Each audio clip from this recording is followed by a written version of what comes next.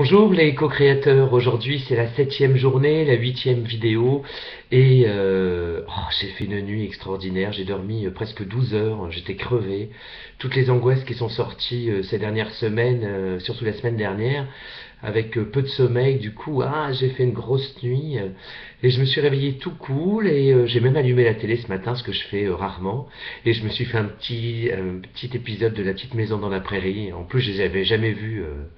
L'épisode que j'ai vu, enfin ceux que je vois ces derniers temps, quand je tombe dessus, j'aperçois que je les connais pas encore tous. Bon bref, ça c'est une petite pépite de bonheur, c'est-à-dire que je l'ai évoqué une fois, mais cette série, euh, je pleurais devant, comme beaucoup d'entre nous bien sûr, mais surtout je me suis aperçu que l'amour pouvait exister dans une famille.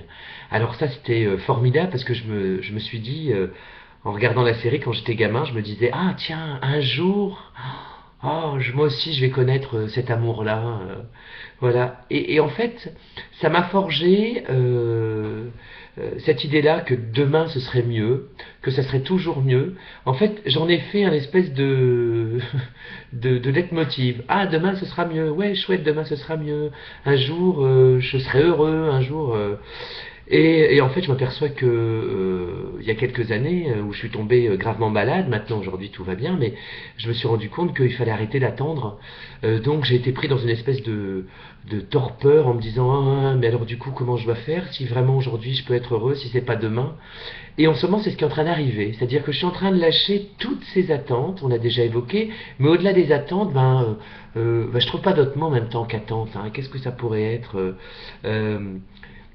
je sais pas, cette simplicité. Je m'aperçois encore vraiment, vraiment, vraiment que plus j'enlève des idées que je m'étais faites, plus j'enlève ce que je pensais que serait un jour le fait de se sentir bien, plus j'enlève ce que c'est que l'amitié, plus j'enlève ce que c'est que l'amour, et plus je le ressens. Et ça, c'est extraordinaire. C'est vraiment magique. Ça, c'est vraiment. Je parle beaucoup de magie parce qu'en ce moment, il y a plein de choses comme ça. Aujourd'hui, c'est l'anniversaire d'une copine. Et hier, je lui ai envoyé un petit cadeau qu'elle a reçu donc aujourd'hui. Et elle pleurait. Elle me disait tellement, tellement c'était rempli d'amour que du coup, j'ai ressenti que c'était ça aussi le bonheur. Voilà, moi, ça aussi, même le bonheur, vous voyez, j'imaginais qu'un jour ce serait autre chose, que l'amour ce serait autre chose, que c'était pas ce que je ressentais. Donc forcément, je pouvais qu'être en attente des choses. C'est un peu décousu ce que je suis en train de vous raconter. Hein. Vous voyez, je suis parti de La Petite Maison à la Prairie que j'ai regardé ce matin après une bonne nuit, et maintenant j'arrive au fait que tout est là. Bah ouais, que tout est là. Du coup, j'ai plaisir, il y a un rayon de soleil.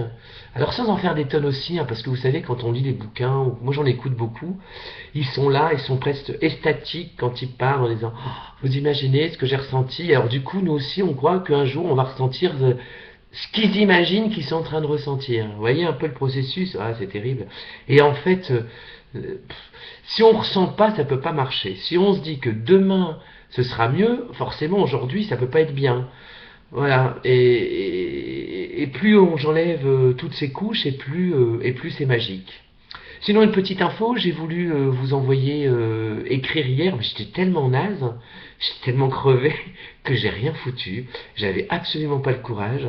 Ce qui m'arrive jamais, à 7h30, je me suis mis avec la couette devant la télé. Ça aussi, la télé, c'est vraiment le truc que je mets vraiment quand je suis crevé, que ça fait une espèce de vide de cerveau. Et en parlant de vide, au moment de me coucher, il s'est passé un truc très chouette, c'est-à-dire que à force de regarder ces petites angoisses qui viennent, je leur dis oh non, c'est bon, moi je rentre plus dedans, hein, non non, ça m'intéresse plus. Du coup, il y a une espèce de, je sais pas, je saurais pas vous expliquer ce que j'ai ressenti, mais c'est quelque chose pour lequel j'avais toujours peur, c'est-à-dire, vous savez, de lâcher prise.